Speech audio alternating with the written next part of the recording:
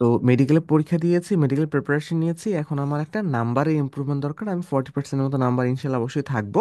আমার 20% number improve হলেই আমার মেডিকেলে চান্স হয়ে যাবে। সো এটা যদি আমি 30% করি, ভালো সাবজেক্টগুলো থেকে চান্স হয়ে যাবে 70% নাম্বার হলে। এটা যদি আমি তোমার ধরো যে মানে 80%-এ আসি, তাহলে হচ্ছে যে ইনশাল্লাহ টপ সাবজেক্টগুলোতে চান্স হয়ে যাবে। খুবই সিম্পল। এখন তো কেউ কেউ আসলে 40%ও থাকবে না। সো দেখা যাবে সে আরো ভালোই করতেছে, দেখবা যে 60%ও পাচ্ছে, 50%ও পাচ্ছে। সো যেই যেখান থেকে আছে, তো আমাদের কি করতে হবে? তো আমি যদি 50% থাকি, তাহলে আমার চেষ্টা করতে হবে 70%-এ যাওয়ার।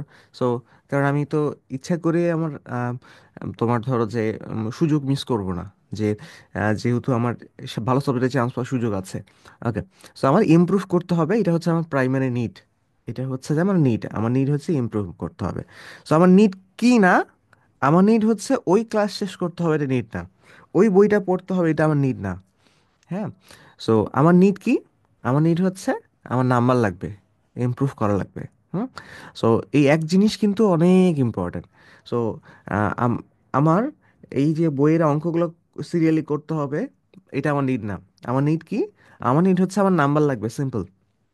কারণ আমার যদি নাম্বার হয়ে যায়, নাম্বার ইমপ্রুভ করে ফেলি, আমার পাশের আহ, চাচি যতই বলুক না কেন, পাশের বাড়ির আন্টি যতই বলুক না কেন যে মেডিকেলে প্রিপারেশন নিয়েছে, এখন কি আর ভার্সিটিতে পাবে? কি করবেন আর দেখেন, কোথাও ভর্তি করে দেন, এলাকার কোথাও পাশে ভর্তি করে দেন। ও যতই বলুক না কেন, আমার যদি নাম্বার ইমপ্রুভমেন্ট হয়ে যায়, তাহলে আর কারো কোনো কথার দাম নাই। কারণ দিন শেষে আমি যখন 60% নাম্বার পাবো, তখন এটা দেখাবে না আমাকে। আমার ফোন দিয়ে, ভার্সিটি থেকে ফোন দিয়ে, ঢাকা ইউনিভার্সিটি থেকে আমার পাশের বাড়ির আন্টিকে ফোন দিবে না, দেখেন ও তো 60% নাম্বার পাইছিলই, কিন্তু ও তো মেডিকেল কোচিং করছিল, আর ও তো ভালো স্টুডেন্ট তো না। কি করা যায় বলেন তো, আপনার কি মতামত? ওকে কি চান্সটা দিব? নাম্বার পাইছে অবশ্য, এখন দেখি আপনার মতামত কি। সবকিছু মিলায় আপনি এক কাজ করেন, আপনি এলাকার আরো যে চাচিরা আছে, ওদের কাছে খোঁজ খবর নেন, ভাবিদের কাছে খোঁজ খবর নেন, সবাই মিলে কি বলে, ওকে আসলে দেওয়া উচিত কিনা, তারপরে নাম্বার, ওকে চান্সটা দেই। এরকম কিছুই ঘটবে না। সো এরকম যদি কিছুই ঘটবে না, তাহলে চান্স পাওয়াটা শুধু কিসের উপর ডিপেন্ড করে? তোমার কত পার্সেন্ট নাম্বার আছে, পিরিয়ড, আর কিছু নাই, মাঝখানে আর কিছুই নাই। সো তার মানে তুমি একটা নাম্বারে আছো, তোমার একটা নাম্বারে যেতে হবে, মাঝখানে ইমপ্রুভ করতে হবে। এইটাই আমার নিড। প্রথমত এই ব্যাপারটা ক্লিয়ার হইতে হবে। ভালো কথা। তাহলে নিড এইটা। এখন তারপরে আমরা কি, যে আমরা নিড যেহেতু এটা, দেন দেখো যে আমার এরপরে আমি যদি তোমরা জানো যে ইমপ্রুভমেন্ট ইমপ্রুভমেন্ট আমার করতে হবে। তো ইমপ্রুভমেন্ট করা কি পসিবল কিনা? তো চলো আমরা ইমপ্রুভমেন্ট যে গ্রুপ আছে, ইমপ্রুভমেন্ট গ্রুপে একটু চলো ঘুরে আসি। ইমপ্রুভমেন্ট গ্রুপে ঘুরে আসি। সো এখানে হাজারো হাজারো ইমপ্রুভমেন্ট স্টোরি আমরা দেখতে পাচ্ছি। সো র্যান্ডম আসলে দেখো 53% থেকে 74%। এবং স্টুডেন্ট কি বলছে যে টাস্কগুলো করার পরে একটু বুঝেছি যে আমার পড়ার স্ট্র্যাটেজিতে অনেক ভুল ছিল আগে। হ্যাঁ। ভালো কথা। সো র্যান্ডমলি আমরা আসতে থাকি, সবার নাম্বার বাড়তে থাকে, র্যান্ডমলি আমরা আসতে থাকি, সবার নাম্বার বাড়তে থাকে, এবং এই যে দেখো 20% নাম্বার বাড়ে যাচ্ছে। সো এই যে 20%-এর বেশি নাম্বার বাড়ে যাচ্ছে, 30 থেকে 56। সো 20-এর চেয়ে তো বেশি বাড়ছে, ভালো কথা। সো ভালো কথা। তো এখন বিভিন্ন জনের নাম্বার, এটা তো আরো অনেক বেশি, 17 থেকে 50। তো যাই হোক, এভারেজে তুমি যদি আহ, দেখতে থাকো, তাহলে 20%-এর বেশি না, 20% কিন্তু অবশ্যই অবশ্যই দেখতে পারবে। 21 থেকে 56 আরো অনেক বেশি হয়ে যাচ্ছে। হ্যাঁ, তো 20 আমি খুব কমই বলে উঠছি। 12 থেকে 80 এটাও খুব বেশি হয়ে যাচ্ছে। সো মানে তুমি 20% নাম্বার অ্যাটলিস্ট বাড়ে নাই, এই ঘটনাটা তোমার ধরো 20% নাম্বার একদম মানে অনায়াসই দেখতে পারবা অন অ্যান এভারেজ। হ্যাঁ। সো তো তাহলে তাহলে কি দাঁড়াচ্ছে?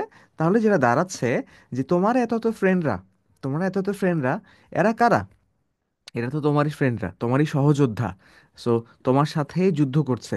সো এরা যদি তোমার 20% নাম্বার ইমপ্রুভ করে ফেলে, তাহলে তোমার অবশ্যই 20% নাম্বার ইমপ্রুভ করতে পারা উচিত। পয়েন্ট নাম্বার 1, তাই না? আচ্ছা। সো 20% নাম্বার ইমপ্রুভ করছে ওরা। সো এসএস পার্টটা গেল।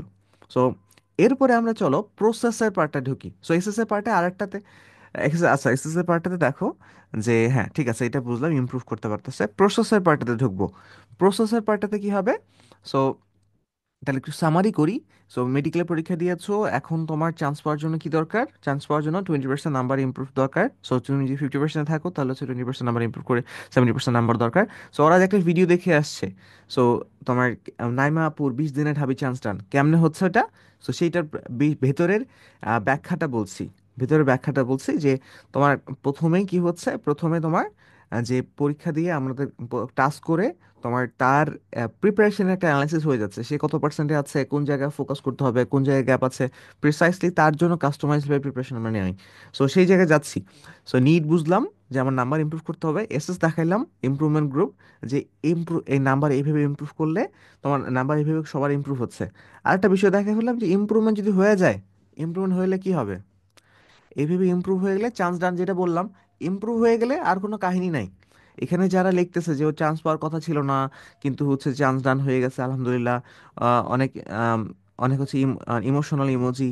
সো কাহিনী, কারণ কাহিনী তো খুবই সিম্পল যে তোমার নাম্বার হয়ে গেলে চান্স হয়ে যাবে, আর কোনো কাহিনী নাই, আর কোনো কাহিনী নাই। সো ভালো কথা। অনেক, হ্যাঁ, অনেক অনেক ইমোশনাল ব্যাপার স্যাপার আর কি, যাই হোক। সো কিন্তু এত ইমোশন কই থেকে আসে, কারণ সে নিজে এক্সপেক্ট করে নাই যে আসলে চান্স আসলে তার হওয়ার কথা।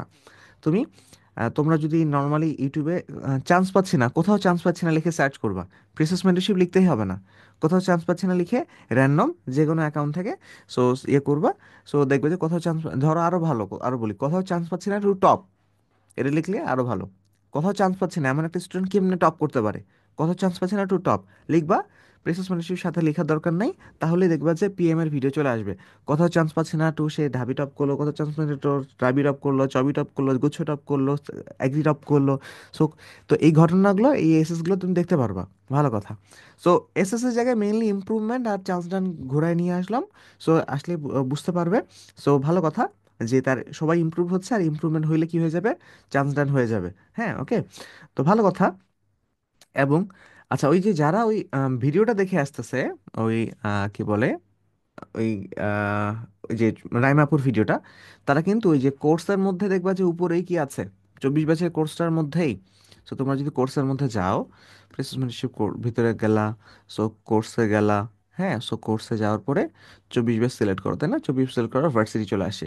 ভার্সিটি চলে আসার পরে দেখবো উপরে একটা ভিডিও দেওয়া আছে। সো এই ভিডিওটার মধ্যে কিন্তু ওই যে ওরা গল্পটা দেখে এখানে আসছে, এই গল্পটার পিছনের কাহিনী বলা আছে। তোমরা, আনাস ভাইয়া তো আমাদের স্টুডেন্ট। সো এখন তাকে নিয়ে ওই এই যে নাইমার গল্পটার ব্যবচ্ছেদ করা আছে, যে মেয়েটা যে 20 দিনে ঢাবিতে চান্স পাইলো, কেমনে পাইলো, সে কেমনে পাইলো, সে চলো এটা আমরা একটু বুঝি। এটা মাত্র 6 মিনিটে এটা করা আছে। সো তো এই যে যারা তোমার ধরো যে এই ব্যাপারগুলো কিন্তু তোমাদের নিজেদেরকেও শুনতে হবে, তার কারণ কনফিডেন্স কোথা থেকে আসে জানো? যে কোনো প্রেজেন্টেশনে কনফিডেন্স আসতে গেলে তুমি যা বলতেছো ওটা কেন বলতেছো এগুলো বুঝতে হবে। সো কি, তোমাকে কেউ একটা স্ক্রিপ্ট ধরে দিলে তুমি বলতেছো, তাহলে তোমার মুখের মধ্যে কনফিডেন্স আসবে না। গ্রুপ প্রেজেন্টেশনে হয় না, একজন স্লাইড বানায়, সো তারপরে একজনকে বলে তো প্রেজেন্টেশন ভালো তো ধরা দিলাম। সো তুমি ধরো হচ্ছে যে স্লাইডটা নিয়ে এগুলো কেন লিখছে, কেন লিখছে, এগুলো অ্যানালাইসিস যদি না করো, এমন না যে তুমি কথা বলতে সুন্দর পারো জন্য তোমার প্রেজেন্টেশন ভালো হবে, জঘন্য হবে। তোমাকে জিনিসগুলো স্লাইড স্লাইড স্টাডি করতে হবে যে এটা বলতেছে কেন হচ্ছে, এটা আমার সাথে মিলতেছে না। সো আরে তুই কেন লিখছিস জানি, এটা ওকে জিজ্ঞেস করে নিব, বুঝিয়ে নিব, কারণ না হলে আমার কথার মধ্যে সেই কনফিডেন্সটা আসবে না। সো প্রেজেন্টেশন, একটা ভালো প্রেজেন্টেশন দিতে গেলে অবশ্যই তোমাকে কি বলতে হবে, এটার সাথে সাথে জানতে হবে কেন বলতে হবে, এটা কেন বলতে হবে। হ্যাঁ, সো তো এখানে মাত্র 6 মিনিটে আমরা তোমার আনাস ভাইয়া সহ ওই ব্যাপারটা বুঝিয়েছি যে যে ওই মেয়েটার চান্স আসলে কেমনে হইলো। আর ওই মেয়েটা তো ওই মেয়েটা না, নাইমা তো নাইমা না। সো নাই, নাইমা হচ্ছে প্রত্যেকটা এই যে তোমার ধরো যে ফিজিক্স ম্যাথে উইক আছে, ভার্সিটি প্রিপারেশন নিয়ে সংশয় আছে, এরকম প্রত্যেকটা স্টুডেন্টের প্রতিনিধি। সো নাইমার গল্পের মাধ্যমে আমরা ওই ব্যাপারটা তুলে ধরেছি শুধু। সো গল্পের মধ্যে তো আমরা দেখবা যে প্রথমত তো ইমপ্রুভ করা দরকার সেই ব্যাপারটা তুলে ধরেছি। তারপরে টাস্কগুলো করার পিছনে কীরকম ডেডিকেশন থাকতে হবে। তো ও যেমন লিখেছে যে ও যেমন বলতেছিল যে ভাইয়া আমি সবগুলো টাস্ক করেছি, আরও টাস্ক দিলে আরও করতাম। সো এবং তারপর কীরকম পরিশ্রমী হতে হবে, যে বলতেছো মা কি করতেছিল, মা হচ্ছে তোমার ফোন সরা রাখতেছিল, যে অ্যালার্ম দিলে উঠে, মানে যাতে করে অ্যালার্ম দেওয়ার আগে সে উঠে যাচ্ছে, না ঘুমায় ঘুমাতে অসুস্থ হয়ে যাবে। তো ওই পরিশ্রমের লেভেলটা, কারণ যখন মানুষ ইমপ্রুভমেন্ট দেখে, আমরা এদেরকে স্বপ্ন যোদ্ধা বলতেছি, মানে ইয়ার পরে জয়েন করার পর তাদেরকে একটা গ্রুপে ইয়ে করতে হয়, স্বপ্ন যোদ্ধা গ্রুপ। তো স্বপ্ন যোদ্ধা কেন বলতেছি, কারণ সে নিজেই বুঝতে পারবে, তার চেহারা চেঞ্জ হয়ে যাবে, তার পড়াশোনার গতি চেঞ্জ হয়ে যাবে। সো যখন সে 53 থেকে 74 এক সপ্তাহের মধ্যে দেখবে, ও পাগল হয়ে যাবে। ও ভাববে, ওর ঘুমাইতে পারবে না। ও ভাববে যে আমি তো এখন এতদিন ধরে আমি পড়ছি কিন্তু কোনো নাম্বার বাড়ে নাই, কিন্তু এখন আমি যত এই পিএম এর সাথে যতই আমি শ্রম দিচ্ছি তত আমার নাম্বার বাড়তেছে। তাই আমি এখন ঘুমাই কেমনে? আমার এখন শ্রম দিতে থাকবো, আমার হচ্ছে নাম্বার বাড়তে থাকবে, সো আমার চান্স পাওয়ার নাম্বার আমি যাই নাই, তাহলে ঘুম আসবে না। সো এই যে ব্যাপারটা, সো এই যে তাকে ঘুমাইতে দিচ্ছে না, যেটা বলে যে স্বপ্ন, তাকে স্বপ্ন সেটা না যেটা ঘুমায় দেখো, তোমার স্বপ্ন সেটা যে তোমাকে ঘুমাইতে দেয় না। এই নাইমা আপুর অবস্থা, যে ও মানে খুবই শর্ট টাইম, 4 ঘন্টা 5 ঘন্টা ঘুমাবে, অ্যালার্ম দিয়ে রাখছে, মা সরায় রাখছে ফোন, মা উল্টা এক না খোটাবে। যেই মা খোটাতে যে পড়াশোনা করিস না, সেই মাকে এখন মোবাইল সরা রাখতে হয়।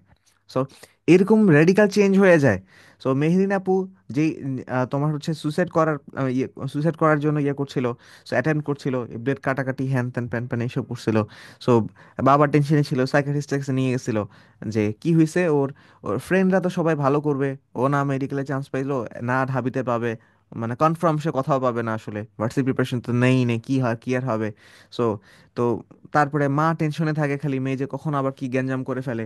কিন্তু সেই মেয়ে কিন্তু তারপরে ঢোকার পরে চেঞ্জ হয়ে গেল। ওর বাবার মুখে হচ্ছে ব্যাপারটা এরকম যে মেয়ে যে কখন ঘুমায় আর কখন যে পড়ে, মানে কখন যে জেগে থাকে কিছুই বুঝি না, সারা রাত পরে, ফ্লাস্ক নিয়ে যায়।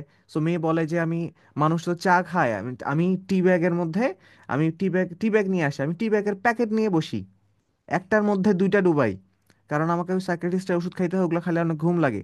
ওই ঘুমকে বিট করে হচ্ছে আমি কাজ করছি। ইমপ্রুভমেন্ট যখন হয়ে যাবে, তখন ওরা পাগল হয়ে যাবে। সো তো ইমপ্রুভমেন্ট এবং পাগলের মতন পরিশ্রম, এবং তোমার প্রিসাইজ পরিশ্রম, যে পরিশ্রমটা ইফেক্টিভ, সেটার মাধ্যমে চান্স ডান হয়ে যাবে। সো তো যাই হোক, তো নিড এসএস এর ব্যাপারে বললাম, প্রসেসের ব্যাপারে বলতেছি। প্রসেস হচ্ছে আমরা বলি MC4, M for mentor. So এখানে তুমি দেখতে পারবা এই 6 মিনিটের ভিডিওটার মধ্যে, যে বা এই একটু আগে যে ইমপ্রুভমেন্টের স্টোরি দেখলা, তারা কি বলছে? তারা বলছে যে এই ক্লাসগুলো করে বুঝতে পারছি যে আগে আমার পড়াশোনার স্ট্র্যাটেজির মধ্যে অনেক ভুল ছিল। সো তুমি যখন টেনশনে থাকবা, তখন তোমার ডিসিশন, তোমার মাথায় যা ডিসিশন আসবে সেগুলো করা যাবে না। যখন তোমার ক্রিটিক্যাল সিচুয়েশন, এটা হচ্ছে লাইফের একটা হ্যাক্স, যে তুমি টেনশনে আছো, তোমার মনে হচ্ছে এটা করা যায়, সো এটা একটা এটা হচ্ছে তোমার অভিজ্ঞ যায় ওই জায়গায়। সো তারা যেটা করতে বলতেছে ওটা একটু শুনতে হবে। হ্যাঁ, সো কারণ ধরো যে আমরা বলি কক্সবাজারে তুমি যে হুট করে ডুবে যাচ্ছ, সো তুমি তখন হ্যান্ড রেইজ করলা, তখন কি ইয়া আসবে, তখন দেখবে যে এই যে সেফ গার্ড যারা আছে, তো সেফ গার্ডরা তোমাকে তখন শুয়ে যেতে বলে। হ্যাঁ, সো তার তার ডুটা হচ্ছে শুয়ে যাওয়া। আর তোমার ইচ্ছা করে তখন সেফগার্ডে জড়া ধরে তুমি হচ্ছে সোজা হয়ে দাঁড়াবা, মানুষ সোজা হয়ে দাঁড়ানোর চেষ্টা করে, সমুদ্রের মধ্যে সোজা হয়ে দাঁড়াতে ইচ্ছা করবে। সো এই যে তুমি ভুল ভাবতেছো, তোমাকে বুঝতে হবে, তোমাকে এই বিশ্বাসটা রাখতে হবে যে তুমি আজকে প্রথম ডুবছো কক্সবাজারে, এখান থেকে বাঁচার তুমি প্রথম ট্রাই করছো। আর যেখানে তুমি যার সাথে আছো, সে এইখান থেকে শত শত মানুষ বাঁচাইছে। সো তাহলে তোমার এত বুদ্ধি খাটানোর দরকার নাই যে তোমার এখন কি করা উচিত, এইটা ট্রাই করি ওটা ট্রাই করি এরকম এক্সপেরিমেন্ট করি, কিচ্ছু করার দরকার নেই। তোমার চুপচাপ যা বলতেছে তা করো, সুন্দর মতো তুমি এখন সমুদ্রে আসো, সুন্দর মতো পাড়ে চলে আসবা। খুবই সিম্পল জার্নি। সো সেই জিনিসটাই আমরা বলতেছি যে তো এখানে তোমার ধরো তোমার মাথার মধ্যে অনেক টেনশন ঘুরতেছে। সো তোমাকে তাহলে কি করতে হবে? একটা মেন্টরশিপে থাকতে হবে, যেখানে তোমার, কারণ তোমার এখন প্রত্যেকটা মোমেন্টে ডিসিশন কি হবে? ভুল হবে। তো প্রত্যেক মোমেন্টে ডিসিশন ভুল হবে। তো অ্যাডমিশন খুব ক্রিটিক্যাল সময়, তোমার প্রিপারেশন যেই হোক না কেন, আলটিমেটলি তোমার টেনশন হবে, টেনশনের জন্য ভুল হবে। তো আনাস ভাইয়া, সো কেন মেন্টরশিপে ছিল? কারণ হচ্ছে যে ওর যে, তোমার ধরো যে এই যে ম্যাথ খারাপ পাচ্ছে, সো কিন্তু বইয়ে চান্স পাইতে হবে। সো এবং ঢাবিতে তাকে কি করতে হবে? টপ র্যাঙ্ক করতে হবে। সো এই যে টেনশন, মানে ওই এক্সপেকটেশনে যে টেনশনগুলো, সেই টেনশনের কারণে সে উল্টাপাল্টা কাজ করবে, এটাই স্বাভাবিক, এবং উল্টাপাল্টা কাজ করতেছিল। হ্যাঁ, সো উল্টাপাল্টা বিভিন্ন ডিসিশন নিচ্ছিল। সো তার মানে, তো সেই জিনিসগুলো থেকে যখন সে প্রিসাইসলি প্রিপারেশন নিয়েছে, তখন তার গোল অ্যাচিভ করা ইজিয়ার হয়ে যাচ্ছে। সো এখন, কারণ অনেক ভালো স্টুডেন্ট কিন্তু আলটিমেটলি অ্যাডমিশনের সময় খারাপ করে ফেলে, কারণ এই এক্সপেকটেশনের প্রেশারে তারপরে তোমার উল্টাপাল্টা জায়গায় শ্রম দিবা তুমি। তো ওই জন্য তোমার তোমার অ্যাডমিশনের ক্রিটিক্যাল সময় তোমার জন্য মেন্টরশিপটা তোমার হেল্পফুল না, মেন্টরশিপটা মাস্ট, হেল্পের কিছু নাই। তো যে এমন যে হইলে ভালো হয়, না হলেও হয়ে যায়, এরকম কোনো ব্যাপার না, এটা একটা মাস্ট জিনিস। তুমি সাগরে পড়ছো, সাঁতার কাটো, তো সাঁতার কাটতে পারো, ডুবে যাচ্ছ, কারণ সাঁতার কাটতে বা তোমার সাঁতার কাটার জ্ঞান আর ওখানে কাজে লাগবে না, কেন লাগবে না? কারণ তুমি সেন্সে নাই যে, তোমার টেনশনে তো, তুমি টেনশনে তুমি হচ্ছে যে কিভাবে সিক্স লিখতে হয়, কিভাবে হচ্ছে তোমার তোমার মাল্টিপ্লাই করতে হয়, এগুলোই টেনশনে পরীক্ষায় ভুলে যাও না। তো তুমি এখন মরে যেতে পারো, ওই টেনশন তো সবই ভুলে যাবা। সো ওইখানে তো যখন এরকম টেন্স সিচুয়েশন, সো তখন তোমার অবশ্যই কি লাগবে। সো এই যে আমরা কিছুদিন আগে মালদ্বীপ গিয়েছিলাম, সো মালদ্বীপে তোমার ধরো যে শার্কের সাথে নামায় দেয়, তো শার্কের সাথে তোমার নামায় দেয়।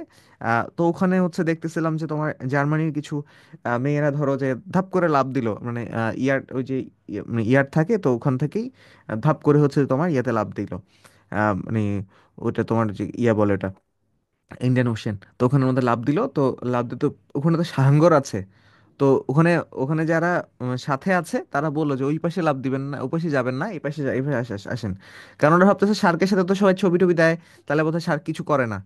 তো ব্যাপারটা এরকম নয়, ওরা কয়েকটা শার্ককে কি বলে পোষ মানাইছে, এরা কিছু করে না, এগুলোর বাইরে অন্য সাইডে চলে গেলে ওরা আবার খায় ফেলবে। হ্যাঁ। সো তাহলে তো ওই যে ব্যাপারটা যে ওই জায়গায় ও এক্সপিরিয়েন্সড, ওই জায়গায় ও এক্সপিরিয়েন্স, তো নিজের মাথায় দিয়ে এক্সপেরিমেন্ট করা যাবে না তো, কারণ তুমি তোমার লাইফকে রিস্কে ফেলতেছো, ফাইজলামি ফাইজলামি জিনিস না তো। সো অ্যাডমিশনের সময় তোমার এই ফ্রেন্ড 7 দিনের মধ্যে ইমপ্রুভ করে ফেলতেছে এত মার্ক, আর তুমি হচ্ছে যে এক্সপেরিমেন্ট করতেছো, আচ্ছা এটা করা যায় কিছুদিন, ওটা করা যায় কিছুদিন, তুমি যতদিন কিছুদিন কিছুদিন করতেছো ততদিনে তো এর মানে এ হচ্ছে যে আগায় শেষ। কারণ দেখো যে তোমার তোমার ম্যাথে উইকনেস আছে, ম্যাথের চ্যাপ্টার আছে 12টা, চ্যাপ্টার আছে 12টা। সো তো চ্যাপ্টার আছে 12টা, আমাদের পোলাপান 6 ডেজ ম্যাথ চ্যালেঞ্জ করছে, 6 ডেজ ম্যাথ চ্যালেঞ্জ, একদিনে তোমার হচ্ছে দুইটা, একদিনে দুইটা করে চ্যাপ্টার কেমনে? তোমার দেখো একদিনে তোমার, আমরা তো চ্যাপ্টার পড়ি না, আমরা দেখি যে একদিনে দুইটা করে চ্যাপ্টার মানে কি, তো 3 ঘন্টা ক্লাস, 2 ঘন্টার প্র্যাকটিস এক্সাম, 3 2 5 ঘন্টা, 5 ঘন্টা, পাঁচ দুনা 10 ঘন্টার পরিশ্রম, 10 ঘন্টার পরিশ্রম করে তোমার একদিনে দুইটা ডান, 6 দিনে 12টা ডান, 6 days math challenge. 6 days math challenge করে কি হচ্ছে দেখো, এই যে গত বছরে ঢাকা ইউনিভার্সিটি, এটা কিন্তু অত্যন্ত অত্যন্ত ইম্পর্টেন্ট এখন, 24 ব্যাচ বা 23 ব্যাচ যারাই আছে, তো ধরো হচ্ছে তোমার বিশেষ করে 24 ব্যাচ মেডিকেল প্রিপারেশন নিয়ে আসছে, তাদের সব মেইন সমস্যা হচ্ছে ম্যাথ, মেইন ভয়ের জায়গা হচ্ছে ম্যাথ। সো যখন তুমি এই ডকটা কোথায় পাবা, এই যে কমন ডক, এটা কিন্তু তোমার এই কোর্সের মধ্যেই দেখবা যে এখানে ওপেন কন্টেন্ট লিঙ্ক এটা দেওয়া আছে। তো ওপেন কন্টেন্ট লিঙ্ক ওপেন করবা, এখানে দেখতে পারবা ডিউ ম্যাথ কমন দেওয়া আছে। সো ডিউ ম্যাথ কমনটা দেওয়া আছে, এটা ওপেন করে প্লাস রিসোর্সগুলো তোমরা গুছাইতে প্রেজেন্ট করছো। সো এখানে দেখো, এই যে এই যে কোয়েশ্চেন, এই যে স্ক্রিনশট ক্লাস থেকে, এই যে কোয়েশ্চেন ক্লাস থেকে স্ক্রিনশট, এই যে কোয়েশ্চেন ক্লাস থেকে স্ক্রিনশট, এমনি এমনি এমনি এমনি এমনি 86% ডিরেক্ট কমন, তোমার ধরো যে ইয়া থেকে 86% ডিরেক্ট টাইপ কমন গত বছর ঢাকা ইউনিভার্সিটি 23 সালের কোয়েশ্চেনে। সো এবং তারপর কি, তারপরে হচ্ছে তোমার যে খালি কমন পাইলে হবে না তো, এগুলো 45 সেকেন্ডের মধ্যে পারতে হবে। যাই আমি সিরিয়ালে আসি, প্রসেসে আসি। সো নিড এসএস, প্রসেসের মধ্যে এম, এম তো বললাম মেন্টর কেন থাকতে হবে। সো মেন্টর কেন থাকতে হবে এটা বললাম, যে কারণে এক্সপেরিমেন্ট করলে হবে না, এখন ইমপ্রুভমেন্ট করার সময়, এক্সপেরিমেন্ট করার সময় না। সো নিজের মাথা দিয়ে প্রচুর এক্সপেরিমেন্ট করছো, তো প্রচুর এক্সপেরিমেন্ট করে বহুত, আজকে এরকমভাবে পড়ি, তারপর 2 দিন পর নাই, তারপর এরকমভাবে পড়ি, তারপর দেখছো পড়েও লাভ হয় না। সো এগুলো এক্সপেরিমেন্ট করা করে শেষ। এখন তুমি যখন দেখতেছো তোমার ফ্রেন্ডরা ইমপ্রুভ করছে, তো তখন তুমি বসে বসে এক্সপেরিমেন্ট করবা? সো লাইফের এই ক্রিটিক্যাল সময়, এই সময়টা তোমার তো আর ফিরে আসবে না, এখন এক্সপেরিমেন্ট করা যাবে না। সো লাইফের যে কোনো ক্রিটিক্যাল মোমেন্টে, সো প্রিসাইজ মেন্টরশিপ দুইটা দুইটা ব্যাপার খুবই প্রমোট করে। এক হচ্ছে যে তুমি প্রিসাইসলি যে কোনো যে জিনিস অ্যাচিভ মানে যে কোনো জিনিস টার্গেট করলে, সো প্রিসাইজ হইতে হবে। সো অনেক কিছু আমরা ওভারঅল করি, ওভারঅল না করলে যেইটা টার্গেট ওটাই, ওটা অনুযায়ী ব্যাপারটা স্পেসিফাইড করতে হবে। সো ডেটা ড্রিভেন ভাবে ওইটা ওয়াই যদি স্পেসিফিকভাবে চিন্তা করো, তাহলে আসলে অনেক কিছু অনেক ইজি হয়ে যায়। সো এটা একটা ব্যাপার, প্রিসাইজ হলে, প্রিসিশন ইজ আ লাইফস্টাইল, যে তুমি যদি এরকম প্রিসাইসলি চিন্তা করো তাহলে অনেক কিছু খুব ইজিয়ার হয়ে যায়। এক, 2 নাম্বার হচ্ছে, তুমি যে জিনিসটা অ্যাচিভ করতে চাচ্ছ, তুমি যে জিনিসটা অ্যাচিভ করতে চাচ্ছ, সেই জায়গাগুলোতে যারা পার করে আসছে, সেই মেন্টরদের দাম দিতে হবে, সেই মেন্টরের এক্সপিরিয়েন্সের অনেক দাম আছে।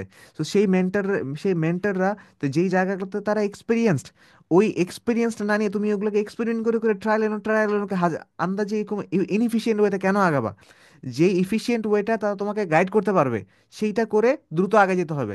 সো মানে life is too short to, তোমার ধরো যে আন্দাজে এক জায়গায় ঘুরপাক ঘুরপাক ঘুরপাক খাওয়া, তোমার কারণ ওই একই টাইম লাগে, তুমি লাইফে আগায় যেতে পারো। সো আন্দাজে তুমি কেন হচ্ছে ঘুরপাক ঘুরপাক খাবা? সো আর তুমি ঘুরপাক খেলেও কিছু যায় আসে না, কারণ অন্যান্যরা ঠিকই, তোমার ধরো যে অন্যরা কিন্তু মেন্টরের সাহায্যে ওই জায়গাগুলোকে, তোমার ধরো তার ওই একই পরিশ্রম দিয়ে দিয়ে কি করতেছে, জাম করে ফেলতে পারতেছে। সো তাহলে দেখো যে তোমার যে এখানে এম বললাম মেন্টর, সি হচ্ছে কাস্টমাইজ জার্নি মানে কি দেখো, 7 দিনের মধ্যে, 7 দিনের মধ্যে, 7 দিনের মধ্যে কেমনে এই যে ছেলেমেয়েরা আছে, এই ছেলেমেয়েরা কেমনে 7 দিনের মধ্যে এত চান্স দেন? সো 7 দিনের মধ্যে 53 থেকে 74 কেমনে আসতেছে? তো 7 দিনের মধ্যে তো এইরকম, তো এই যে বললো যে টাস্কগুলো করার পরে একটু বুঝেছি যে আমার পরের স্ট্র্যাটেজি অনেক ভুল ছিল।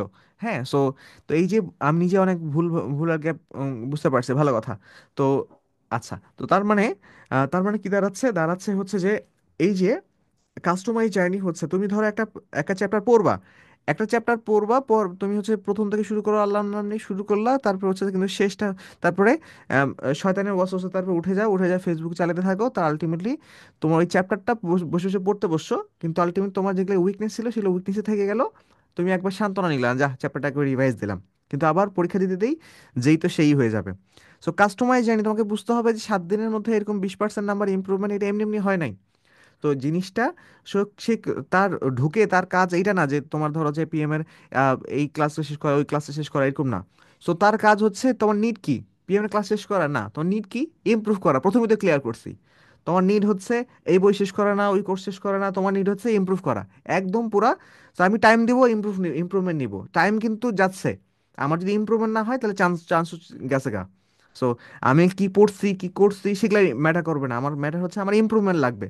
সো তাহলে তাহলে দেখো আমরা কি করি, আমরা হচ্ছে যে তোমার প্রথমে আসি, তোমার গাইডলাইন্স রিটার্ন টাস্ক হয়। সো এখানে তোমার ধরো যে তোমার এক্সাম হয়, তোমার ধরো যে উইকনেসের জায়গা আছে, ওই উইকনেসের জায়গায় টাইপ ওয়াইজ ধরে, ওই টাইপটা ধরে তোমার ইমপ্রুভমেন্ট হবে। সো ধরো যে এখানে তোমার এই একটা টাইপের তোমার উইকনেস আছে, এই টাইপটা ধরে ইমপ্রুভমেন্ট হবে, দেন তারপর আবার নেক্সট এক্সাম হবে। সো নেক্সট এক্সামে তখন কি হবে, নেক্সট এক্সামে তখন আবার আবার আবার ইমপ্রুভমেন্ট হবে। সো এরকম যখন আমরা আমি বললাম কিছুক্ষণ পরে আমি তোমাকে দেখাবো যে তোমার ধরো যে তোমাকে একটা টাইপে ইমপ্রুভমেন্ট করা দেখাবো। হ্যাঁ, একটা টাইপে ইমপ্রুভমেন্ট করাই দেখাবো, তখন তুমি আরো তোমার বেটার বুঝতে পারবে যে ওই টাইপটা তোমার উইকনেস আছে। সো দেন আধা ঘন্টা লাগবে, আধা ঘন্টায় তোমার হচ্ছে যে ওই টাইপটার ইমপ্রুভমেন্ট হয়ে যাবে। সো তাহলে 1 মার্ক ইমপ্রুভমেন্ট হয়ে গেল। তো 1 মার্ক যদি ইমপ্রুভমেন্ট হয়ে করে ফেলতে পারো আধা ঘন্টা, সো আধা ঘন্টায় যদি ইমপ্রুভ করে ফেলতে পারো, সো তাহলে তো বুঝতে পারতেছো তুমি কত দ্রুত আগে যাবে। ওই 1 সপ্তাহের মধ্যে এরা যে এত মার্ক বাড়াই ফেলতেছে, বসে বসে চ্যাপ্টার পড়লে হবে না, বসে বসে চ্যাপ্টার চ্যাপ্টার পড়ে না। সো ওরা টাস্ক ওয়াইজ ওর জন্য প্রিসাইসলি প্রিপারেশন নেয়। সো সুলতানা নাসরিনের জন্য ঢাবি প্রিপারেশন, এটা আবার কি জিনিস? এটা হচ্ছে ঢাবি ভার্সিটি প্রিপারেশন না, ঢাবি প্রিপারেশন না, ঢাবি প্রিপারেশনের মধ্যে সুলতানা নাসরিনের জন্য ঢাবি প্রিপারেশন। দেখো, এই মেয়েটা যে 53%, এই মেয়েটা যে 53% নাম্বার পাইলো, তো 53% নাম্বার পাওয়ার পরে তাকে যদি পড়তে বসতে বলা হয়, তো সে দেখবা যে 53% নাম্বার সে পাইছে, ওগুলোই তার পছন্দের জায়গা, ওগুলোই সে পড়তে থাকবে। সো এবং সে তো পড়তে সারাদিন তো বসে বসে পড়তেছেই, কিন্তু আলটিমেটলি কিছুই ইমপ্রুভ হবে না, কিছুই ইমপ্রুভ হবে না। তারপরে আলটিমেটলি মানে পড়াশোনায় তো করবে কিন্তু আউটপুট দিতে পারবে না, বাট কোথায় যে কি যে সমস্যা। তো তোমরা অপার ভাইয়ের একটা ভিডিও আছে পিএম নিয়ে, সেখানে ওই জিনিসটা যে যেই স্টুডেন্টরা ভালো করতে পারছে না, কিন্তু বুঝতেও পারতেছে না যে আসলে সমস্যাটা কোথায়, কেমনে ভালো করতে পারবো। তো তাদের জন্য পিএম অত্যন্ত গুরুত্বপূর্ণ। সো অত গুরুত্বপূর্ণ বলছে আসলে হচ্ছে তোমার, হ্যাঁ ওর জায়গা থেকে তো গুরুত্বপূর্ণ বলছে, বাট আসলে গুরুত্বপূর্ণ ব্যাপারটাও শেষ হয় না আর কি। যে ওর যদি চান্স পাওয়াটা যদি ওর জন্য গুরুত্বপূর্ণ হয়, তাহলে পিএম ওর জন্য গুরুত্বপূর্ণ, আর চান্স পাওয়া যদি ওর যদি মাস্ট হয়, তাহলে পিএম ওর জন্য মাস্ট। কারণ আর কোনো তার যে সার্ভিসটা এখন দরকার, তার যে জিনিসটা দরকার, এটা আর কোথাও নাই এখন। আর এই জন্যই এত সবাই হুমড়ি খেয়ে কিন্তু পিএম এর মধ্যে আসে। So M for mentor, C for customize journey. Customize journey মানে কি, তোমার তোমার জন্য ঢাবির প্রিপারেশন। সো তোমার জন্য ঢাবির প্রিপারেশন, তো সেইটার জন্য কাস্টমাইজ ভাবে তোমার উইকনেস অনুযায়ী, so সেই অনুযায়ী টাস্কগুলো তোমাকে কাস্টমাইজ একটা জার্নি দিবে। তো সেই ব্যাপারটা তোমাকে ইয়ে করতে হবে যে কাস্টমাইজ প্রিপারেশন নিতে হবে। তোমার ওভারঅল অনেক কিছু করতে থাকার সময়ও নাই, আর ওটা করা ইফেক্টিভও না। এবং তোমার ফ্রেন্ডরা 7 দিনের মধ্যে করতেছে, ওরা নিশ্চয়ই বসে বসে ওভারঅল পড়াশোনা করছে না, করলে এটা হইতো না। C for customize journey. Then তারপরে MC for 45 seconds, most important. Dhaka university chance পাওয়ার জন্য, ভার্সিটি চান্স পাওয়ার জন্য ভাই একটা পরামর্শ দেন। একটা পরামর্শ কি হবে? একটা পরামর্শ হবে, দেখো যেই টাইপগুলো যেই টাইপগুলো তোমার পরীক্ষা হলে আসবে, সো ঢাবির টাইপ, রাবির টাইপ, জাবির টাইপ, যেই টাইপগুলো আছে, এই টাইপগুলো তুমি 45 সেকেন্ড স্কিল না নিয়ে ঢুইকো না পরীক্ষা হলে। খুবই সিম্পল, তুমি জানো যে তোমার ওইখানে একটা দৌড় প্রতিযোগিতা হবে, 100 মিটার দৌড় প্রতিযোগিতা। 100 মিটার দৌড় প্রতিযোগিতা মানে কি? মানে হলো 100 মিটার দৌড় প্রতিযোগিতার অর্থ হচ্ছে যে 100 মিটার কে আগে পৌঁছাতে পারে। তুমি 100 মিটার দৌড়াইতেই পারো না, আবার আগে পৌঁছানোর কাহিনী কি? 100 মিটার তুমি দৌড়াইতেই পারো নাই, তো তুমি ইয়েতে গেছো কেন, কম্পিটিশনে গেছো কেন? সো তুমি জানো ঢাকা ইউনিভার্সিটি ভর্তি পরীক্ষা 45 সেকেন্ডে একটা করে ম্যাথ লাগে, অ্যান্ড 45 সেকেন্ডে করতে পারবে, সেটার মধ্যে যে আগে করতে পারবে, 40% না, মিনিমাম পারতেই হবে 40%। এটার মধ্যে যে আগে আগে করতে পারবে তাই সে বেশি করে অ্যাটেন্ড করতে পারবে, বেশি আগায় যাবে। তো তাহলে না হচ্ছে যে সে সে তোমার চেয়ে আগে, সে মানে ধরো হচ্ছে যে ওইভাবে ওর যে ক্রমান্বয়ে তার স্কিল অনুযায়ী আগায় গেল। তুমি 45 সেকেন্ড স্কিলটা নিয়েই গেলা না, তাহলে তুমি পরীক্ষা দেওয়ার তো কোনো মানে নাই। এই জন্য তো 90% পোলাপান ফেল করে। তুমি যখন দেখতে পারবা যে তোমার ধরো যে ঢাকা ইউনিভার্সিটি ভর্তি পরীক্ষা হলের ওখানেও যদি তুমি ইন্টারভিউ করো যে আচ্ছা, যে ঢাকা ইউনিভার্সিটি তোমার তো ম্যাথের জন্য তোমাদের 12টা চ্যাপ্টার আছে, 12টা চ্যাপ্টার অন এভারেজ তোমার ধরো যে 10টা করে যদি ম্যাক্স টাইপ ধরি আমি, তাহলে হচ্ছে যে তোমার 120টার মতো টাইপ আসে। এই 120টা টাইপের মধ্যে তোমার ধরো যে তুমি 45 সেকেন্ডের মধ্যে পারবা, 45 সেকেন্ডের মধ্যে পারবা, এরকম কয়টা টাইপের প্রিপারেশন নিতে পারছো? 120টার মধ্যে আমি যে কোনো একটা টাইপ দিব তোমাকে এখন। সো তুমি ধরো যে এটা 40% করে দিবা। সো এরকম কনফিডেন্স তোমার কয়টা টাইপ নিয়ে আছে? ও প্রশ্নই কমন পড়বে না, প্রশ্নটাই বুঝে নাই। সো কেন বুঝে নাই? অঙ্কগুলো, হ্যাঁ অঙ্কগুলো মোটামুটি পারবো। তো একটা অঙ্ক তোমার মোটামুটি পারার জন্য দিবে?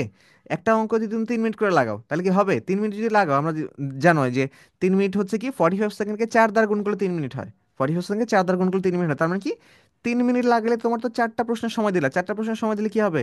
4টা প্রশ্নের সময় দিলে তোমার হচ্ছে যে একটা প্রশ্নের সময় দেওয়ার কথা ছিল, বাট তুমি একটাতে 4টা দিছো, তাহলে তিনটা কি করবা? তিনটা অ্যাটেম্প করতে পারবা না। তখন কি 3 মার্ক চলে যাবে। এটা যদি সঠিকও হয়, পাইলা এক, তিনটা সময় হারাইলা, গেল কত? 3। 1 - 3 কত হইলো? -2। কি লাভ হইলো? লাভ লস নাই, তোমার জীবনটাই তো লস হয়ে গেল। সো তার মানে কি দাঁড়ালো? তার মানে দাঁড়ালো যে তোমার এখানে তোমার পারলে হবে না, 45 সেকেন্ডের মধ্যে পারতে হবে। পারলে হবে না, 45 সেকেন্ডের মধ্যে পারতে হবে। সো নাহলে ডেঞ্জারাস ব্যাপার। তো 45 সেকেন্ডের মধ্যে পারা কি ব্যাপারটা তোমার একটু পরে যখন তোমাকে ক্লাস দিব, সো ক্লাসের মধ্যে তোমার দেখতে পারবো যে তোমার উইকনেসের টাইপ 45 সেকেন্ডে পারা ডান। আধা ঘন্টায় মাত্র, মাত্র আধা ঘন্টায় তোমার 10 ঘন্টা ধরে একটা টাইপের পিছনে পড়ে থাকতে হবে না। তো আধা ফোকাস করতেছো যে তোমার এই যে উইকনেস আছে এই টাইপটা নিলা, ওই টাইপের আধা ঘন্টার মধ্যে 45 সেকেন্ডে পারা ডান হয়ে যাবে। সো যেমন এই হুকুম করে কেমন 45 তো বলতেছি মুখ দিয়ে, দেখবা যে তোমার 10 সেকেন্ড, 15 সেকেন্ডে, 15 সেকেন্ড প্রচুর প্রচুর জিনিসপত্র আমরা করে ফেলতেছি। সো দেখো যে এইটা যেমন স্ক্রিনশট 2 সেকেন্ডসে করা ডান, স্ক্রিনশট 13 সেকেন্ডসে করা ডান, স্ক্রিনশট 13 সেকেন্ডসে করা ডান। এগুলো কি ঢাবিতে আসতেছে, ভার্সেসগুলো আসতেছে, এবং তুমি হচ্ছে যে এগুলা 45 সেকেন্ডের আগে আগে করে ফেলতেছো। হ্যাঁ।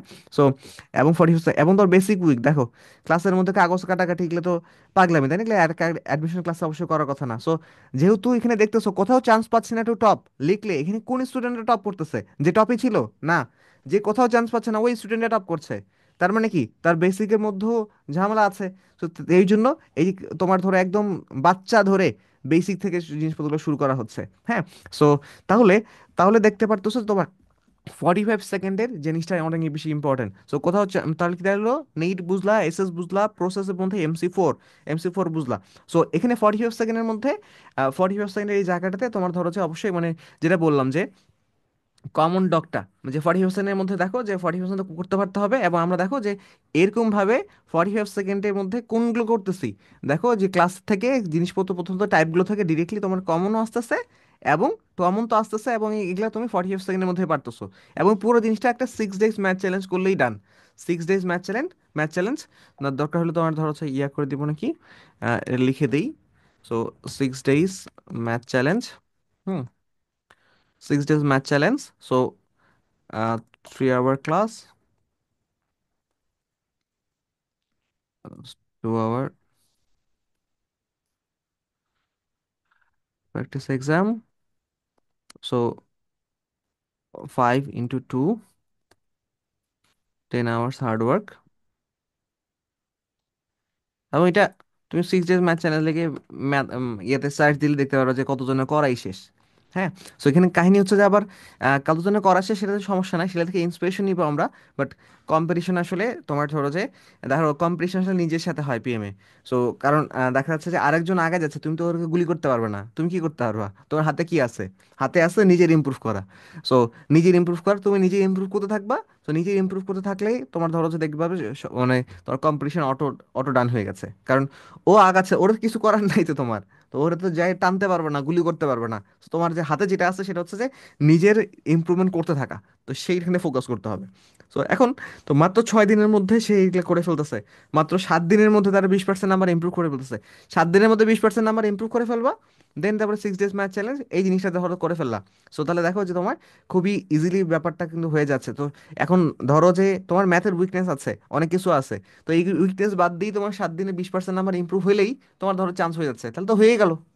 তো 20 ডেজে তোমার ধরো ঢাবি চান্স চান্সডান স্টোরি, সেটা ধরো হচ্ছে খুবই অবাক লাগে, সেটা ভাইরাল হয়ে যায় সেই ভিডিও, তোমার ধরো হচ্ছে যে ধরো যে অনেক রকম অনেক ধরনের কমেন্ট টমেন্ট আসে। সো কিন্তু দেখো যদি ব্যাপারটা যদি বোঝো প্রিসাইসলি প্রিপারেশন কি পসিবল, ওই মেয়েটা তো 50% পাইছে রে ভাই, 40% পাচ্ছে। সো 20% আর বাড়ে না কেন? কারণ বাকি যেখানে যাচ্ছে সে বসে বসে তখন হচ্ছে যে কি করে, ওই বসে বসে লাইভ ক্লাস করে। তো যে লাইভ ওগুলো যাদের হচ্ছে ধরো যে পড়াশোনা সব শেষ, নাম্বার ইমপ্রুভ হয়ে গেছে, এখন আলটিমেটলি বিলাসিতা করার টাইম আছে, বাট ওর যে যে যেই জায়গায় ফোকাস করতে হবে এই ফোকাস কিন্তু সে করা হচ্ছে না। সো সেই কারণে কিন্তু তোমার ধরো যে তোমার নাম্বারটা ইয়ে হচ্ছে না। তো যাই হোক, তো তাহলে নিড এসএস প্রসেস ক্লাস, এর প্রসেস গেল, এরপর ক্লাস। এরপর হচ্ছে আমরা কি করছি, এরপর ধরো যে জটিল সংখ্যার জিওমেট্রি, ওই ক্লাসটা হচ্ছে কিন্তু দিয়ে ফেলছি। সো ওই ক্লাসটা দিয়ে ফেলছি। সো দেখি রিসোর্সের মধ্যে এখানে, রিসোর্সের মধ্যে নির্দিষ্ট প্রসেস ক্লাস, হ্যাঁ ক্লাসের মধ্যে কিন্তু ক্লাসের লিঙ্কও দিয়ে রাখা হয়েছে। সো জটিল সংখ্যা, জটিল সংখ্যা এটাই দিব। সো এটা এটার দিকে যাব না ওরা মনে ধরো যে, কারণ তুমি ধরো যে চ্যালেঞ্জ, তোমার ধরো চ্যালেঞ্জ তুমি দিবা আর কি এখানে, ওর মানে পিএম এর পুরো জায়গাটাতে ধরো হচ্ছে ডু ইকালস টু ডান আর কি, মানে মানে ওর কোনো কথা বলতে হবে না, ওর মানে এত ভাবতে ভাবতে চিন্তা করতে হবে না। সো এখন মনে করো একটা নাম্বার ইমপ্রুভ হচ্ছে কিনা ওটা দেখা বোঝার জন্য তোমার ধরো কঠিন, এখানে জটিল সংখ্যা নামের মধ্যে জটিল, কঠিন জিনিস নিছি আমরা, কঠিন জিনিস নিছি। কঠিন জিনিস নেওয়ার পরে সেটার মধ্যে আবার কঠিন টাইপ, জটিল সংখ্যার মধ্যে অনেকগুলো সহজ টাইপও আছে। তো সেই সহজ টাইপগুলো সব বাদ দিয়ে আমরা কি করছি, জটিল সংখ্যাতে জিওমেট্রি ওটা করাচ্ছি। সো এখানে দেখতে পাচ্ছ 45 second stop watch, stop watch, এই স্টপ ওয়াচটা, এই যে স্টপ ওয়াচটা দেখতে পাচ্ছ। সো কারণ স্টপ ওয়াচ ছাড়া ভার্সিটি প্রিপারেশনের কোনো দাম নাই। কিন্তু নর্মালি আমরা ক্লাসগুলোতে দেখি যে ধরো যে ক্লাসেই করানো হচ্ছে ধরো 2 মিনিট 3 মিনিট ধরে। হ্যাঁ, সো তাহলে স্টুডেন্টরা কখন কেমনে করবে না করবে। এবং তারপর দেখো ঢাকা ইউনিভার্সিটিতে রিটেন আসে। তো রিটেনের জন্য গত 5 বছরের কোশ্চেন যদি আমরা দেখি, তো তাহলে দেখতে পারবো যে রিটেনের মধ্যে দুইটা ট্রেন্ড অনেক বেশি গুরুত্বপূর্ণ। এক, যে এমসিকিউ টাইপগুলো রিটেনের জন্য ইম্পর্টেন্ট, তাহলে এমসিকিউ টাইপগুলো শর্টকাট দিয়ে করা যাবে না। একটা টাইপ তুমি জাস্ট একটা টাইপ দেখো দেখো এই টাইপটা কেমনে করা হয়েছে। সো এই দেখো বইয়ের বেসিকের মধ্যে যাওয়া হচ্ছে, দেন কোনো শর্টকাট ছাড়া কনসেপ্ট দিয়ে করা হচ্ছে। কনসেপ্ট দিয়ে করলে কি হবে, কনসেপ্ট দিয়ে করলে তখন যায় ওই প্রিপারেশনটা রিটেনে কাজে লাগবে।